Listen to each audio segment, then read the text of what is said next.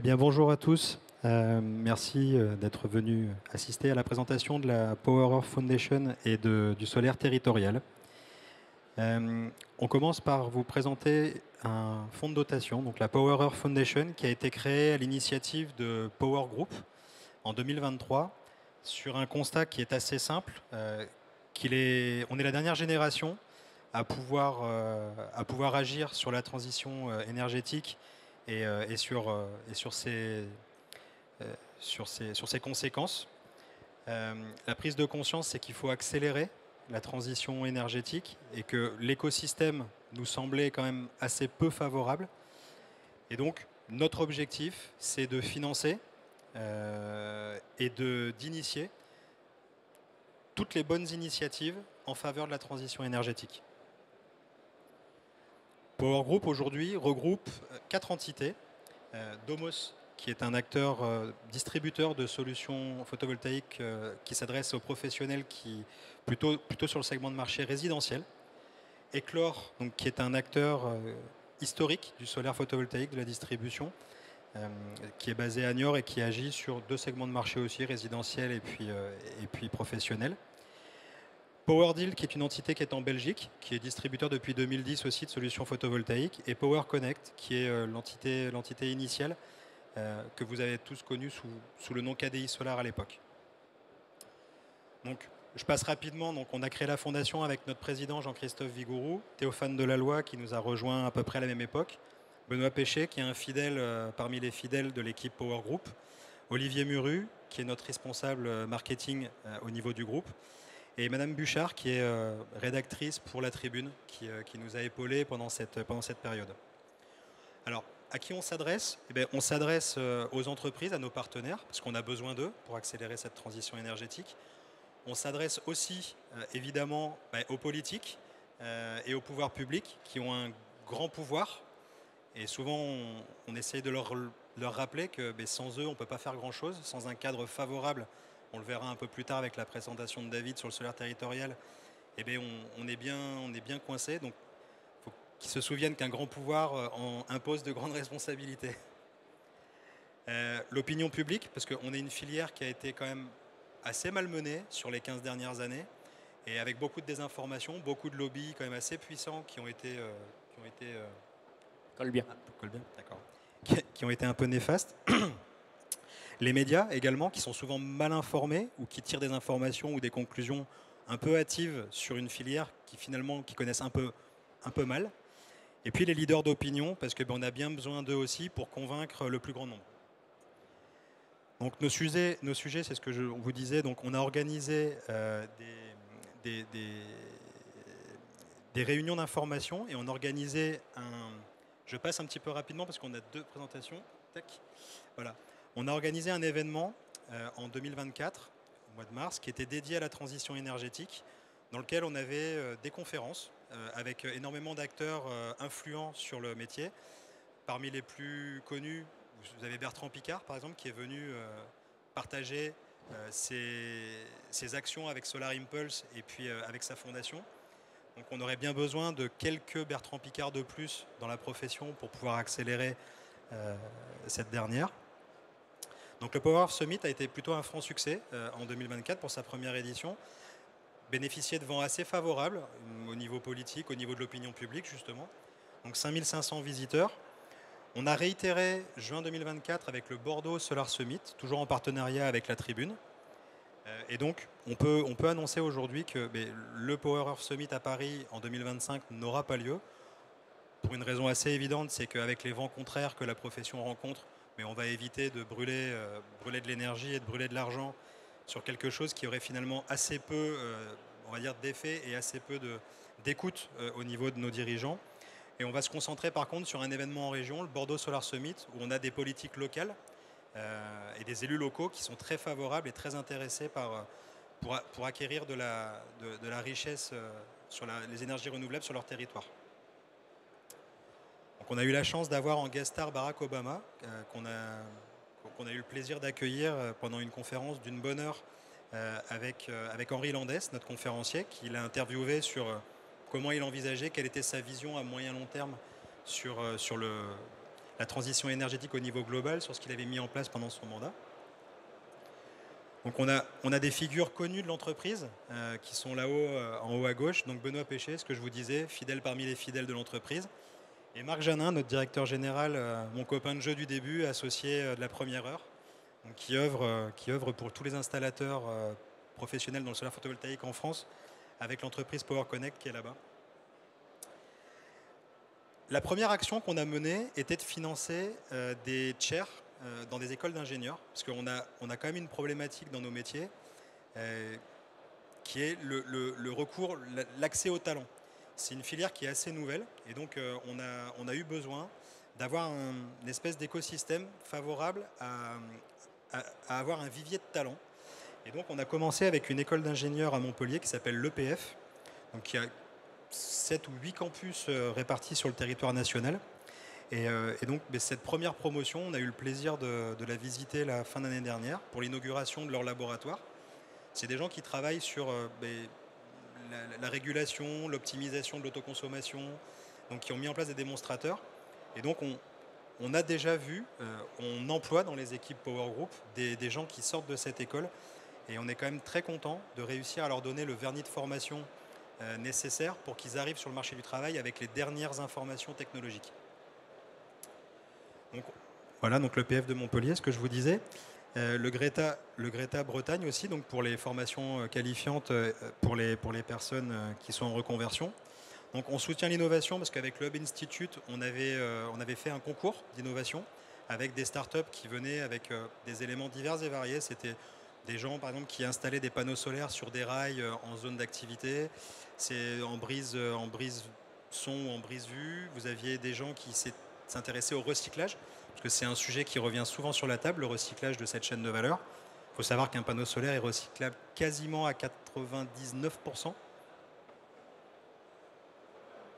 On a donné la parole à des experts. Donc là, ce François Gémen, qui est climatologue célèbre, qui nous a fait aussi l'honneur de présenter quelques conférences et de légitimer cette action de la Power Foundation, donc qui pour la première édition a rempli son objectif.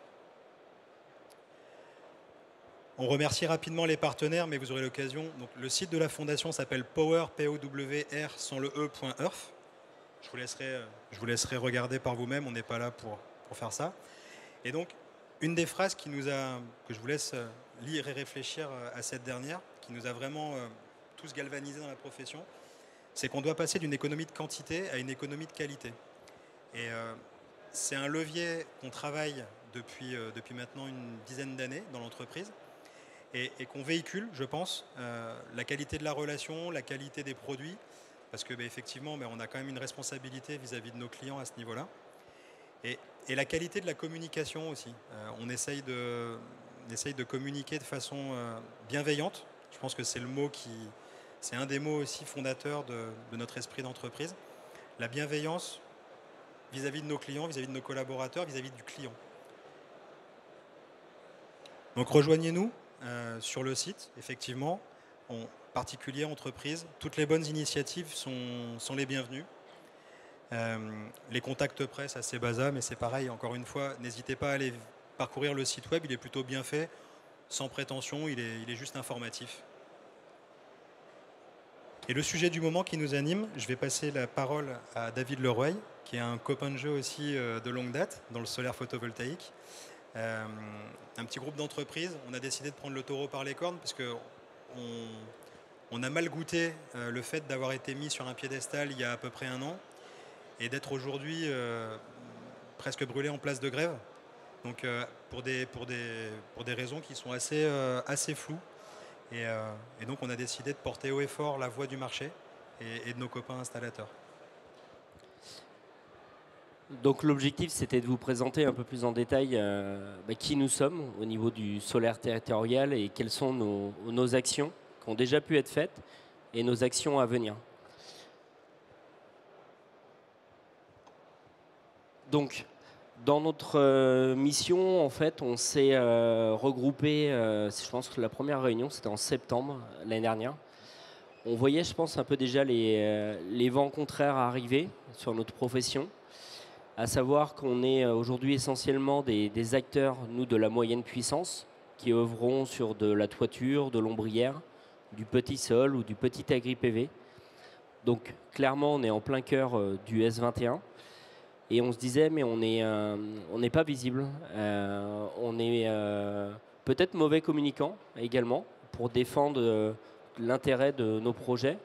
Donc on ne veut pas s'inscrire en opposition des syndicats qui font très bien leur travail, mais on veut parler d'une seule et même voix sur notre segment qui est la moyenne puissance. Donc on est convaincu que le solaire et l'année 2024 l'a notamment démontré, hein, c'est un peu plus de 5 gigawatts qui est entré en file d'attente sur le S21. Alors visiblement on va un peu vite, peut-être un peu trop vite pour l'État, mais on a su prouver qu'en fait sur les territoires, on était capable de développer des projets chez des agriculteurs, des industriels, des collectivités.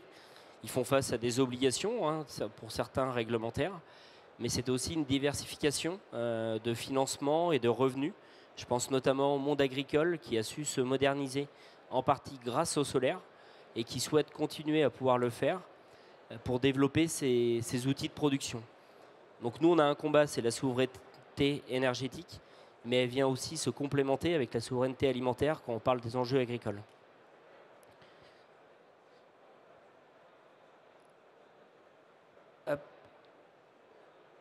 Vous avez ici les membres fondateurs aujourd'hui qui ont lancé l'association qui a été déposée courant février. L'objectif, c'est aussi de rassembler d'autres forces vives, de pouvoir structurer nos différentes actions. Je pense à l'image un peu de tous. On a été principalement au départ dans une réaction plutôt défensive quand on a vu le projet de S21 sortir. Donc on a eu pas mal d'actions qui ont été initiées, notamment dans la presse, à travers la Tribune, le Figaro, différentes actions auprès de nos élus des territoires, parce que quand on parle de solaire territorial, on oublie souvent que la valeur ajoutée, elle est principalement sur les territoires. Aujourd'hui, on estime que plus de 70 à 80% de nos chiffres d'affaires qu'on génère dans nos entreprises, en fait, sert le territoire. Ce sont des maçons, des charpentiers, des installateurs, des électriciens, des bureaux d'études qui travaillent, qui sont sur le territoire. Alors certes, on importe, comme beaucoup, le panneau photovoltaïque, l'onduleur, mais la part de la valeur reste minime. On sera évidemment ravis demain de pouvoir acheter un panneau dans des gigafactories françaises ou européennes. Mais on a un enjeu à expliquer, à démontrer auprès des acteurs que nos projets servent le territoire. Et quelque part, une fois qu'on a importé ce panneau, il est là pour 25, 30 ans et l'installation, elle est non délocalisable. Et ça, on l'oublie. On a constaté que d'un point de vue ministère, État, je pense que c'était mal mesuré, mal appréhendé. Les élus locaux sont derrière nous, ont compris les enjeux pour leur territoire et on doit pouvoir les accompagner à se faire entendre. On est dans un combat aujourd'hui pour maintenir un cadre S21 transitoire. On souhaite éviter d'avoir un second moratoire. Hein. Le moratoire il est plus technique que réel, mais si on a un tarif qui chute trop brutalement, des volumes alloués très faibles, au final, c'est un vrai moratoire. On se bat également à court terme pour une PPE digne de ce nom, une PPE qui laisse une place aux énergies renouvelables et au photovoltaïque, notamment sur bâtiments, ombrières, suffisante. Donc ça, on doit aussi prendre en considération de notre côté qu'on doit faire évoluer le modèle, amener certainement plus de flexibilité dans nos projets et intégrer sans doute demain des solutions de stockage, plugger plus facilement des solutions de mobilité électrique. Mais ça, je pense qu'on en a tous conscience et même envie au niveau des acteurs de pouvoir avancer sur ces solutions. Et un autre combat qu'on vise également, c'est on va rentrer quand même dans une phase prochaine d'élection. En 2026, on a les élections municipales, en 2027, présidentielles. Donc le combat quand même pour se faire entendre sur notre filière, il est court terme, mais il est aussi moyen et long terme. Donc c'est pour ça aussi qu'on a besoin de réunir différentes forces, On est une petite dizaine d'acteurs à avoir lancé ce projet, mais on est convaincu qu'on pourra être plus nombreux demain pour mieux représenter l'ensemble des territoires. Dans certains acteurs qui regroupent aujourd'hui les fondateurs, interviennent sur toute la France. D'autres, c'est notre cas que sur certaines régions. Et ça, on veut continuer à le défendre pour laisser une place au solaire territorial et par conséquent, ne pas avoir que des très grands projets. On n'est pas en opposition aux très grands projets, mais notre message, c'est qu'on doit aussi avoir du solaire sur du bâtiment, sur des parkings, sur des zones qui sont déjà artificialisées, où on a su prouver, quand même, depuis quelques années, qu'on était capable de le faire. Avec une acceptabilité qui est très importante. Beaucoup plus facilement acceptable pour des riverains d'avoir du solaire photovoltaïque sur des bâtiments industriels déjà construits, en zone d'activité commerciale, sur des zones agricoles, que re-artificialiser effectivement des sols. Peut-être qu'un jour il faudra le faire, mais la priorité est ailleurs. Oui, je pense que tous ceux qui font du bâtiment, de l'ombrière, n'ont quasiment jamais de recours. En tout cas, moi, ça fait 15 ans que j'en fais, j'ai jamais eu de recours sur un projet. C'est des projets qui servent le territoire, qui servent les acteurs économiques du territoire. Et ça, on a un enjeu à mieux communiquer dessus, puisqu'en fait, il faut être aussi humble, hein, je pense qu'on ne l'a pas fait. Donc on a un enjeu aussi à donner des chiffres, à embarquer avec nous les élus locaux qui ont leur mot à dire dans la transition énergétique. Ça, c'est notre conviction également. On a besoin de relais en fait on a besoin de porte-voix parce que la filière aujourd'hui, elle est quand même assez jeune, une quinzaine d'années en France, peut-être une vingtaine pour les pionniers. Et le fait c'est qu'on perd régulièrement la bataille de la communication, c'est-à-dire qu'on est très bien organisé dans nos entreprises.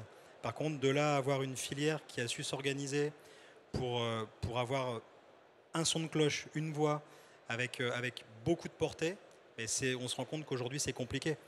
Je me permets, je fais une aparté, mais le kilowattheure, le coût de revient du kilowattheure solaire photovoltaïque, aujourd'hui le sujet c'est la subvention.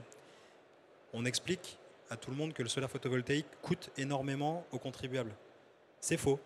Faut absolument qu'on arrive à communiquer ça au plus grand nombre. Aujourd'hui, le coût de revient du kilowattheure photovoltaïque est parmi les plus compétitifs. Le plus compétitif sur Terre, le plus compétitif à part celui-ci, c'est l'éolien offshore. Je vous laisse imaginer la complexité de développement de ces projets. Je ne dis pas qu'il n'en faut pas. Mais en termes d'acceptabilité, en termes de capacité à déployer rapidement, le solaire photovoltaïque est une vraie réponse aux enjeux de souveraineté énergétique. Et on ne dit surtout pas qu'il ne faut pas développer les petites centrales nucléaires dont on nous parle. D'ici une douzaine, quinzaine d'années, on aura peut-être la chance de les voir fleurir. Mais entre-temps, il faut qu'on agisse. On ne peut pas rester 15 ans à attendre que nos amis de l'atome viennent nous rejoindre dans le combat de la transition énergétique et de la souveraineté. Donc on se propose de les aider. Donc au vu du timing qui avance, il reste 2 minutes. Donc si on veut laisser un peu de place à quelques questions, je crois qu'il y a un micro qui peut être transmis. Il est juste ici. Pas de question, c'était très clair. Les enjeux, peut-être, c'est le nombre d'emplois, peut-être. Peut-être le nombre d'emplois, c'est le périmètre. Quelques chiffres à leur laisser, c'est 66 000 emplois. Non, vas-y. C'est juste pour qu'ils se rendent compte un petit peu de ces métriques. C'était sans doute très clair. Un des points qu'on n'a pas précisé, hein, c'est, alors je l'ai un peu abordé, mais c'est que sur ce solaire territorial qui est fait sur des objets en fait, qui sont déjà présents sur nos territoires, du bâtiment, des parkings, etc., les emplois sont locaux. Et ça, je pense que c'est quand même quelque chose qu'il faut mettre en avant. On parle de plus de 60 000 emplois aujourd'hui non délocalisables. Hein. Nous, quand aujourd'hui on embauche des techniciens de maintenance, quelque part, on assure du boulot pour eux pour 20-30 ans sur un territoire. Et ça, les compétences, elles sont aussi multiples. On a des compétences d'ingénierie, de chantier, d'administratif, de juridique. Donc c'est aussi ça qu'on doit défendre dans notre discours auprès principalement des politiques nationales. Je pense qu'au niveau des territoires, ça a été bien compris. Il faut continuer à le diffuser et pouvoir les embarquer avec nous. Beaucoup de familles métiers, hein. On parle du solaire photovoltaïque, mais vous avez les charpentiers métalliques, les profileurs pour le bac acier, les maçons, les géomètres, les terrassiers. Enfin, il y a tout un écosystème autour du solaire photovoltaïque. Dans la mesure où il faut un support qui tienne. Enfin, vous imaginez la chaîne de valeur. Donc quand on parle de ces emplois non délocalisables, on ne parle pas uniquement pour notre cœur business. On parle pour les partenaires de la profession, quoi, qui vivent aujourd'hui.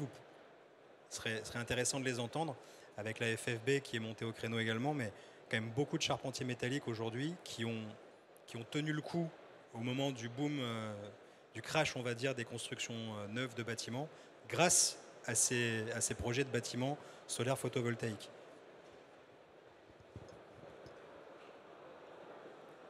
Merci à vous. Merci.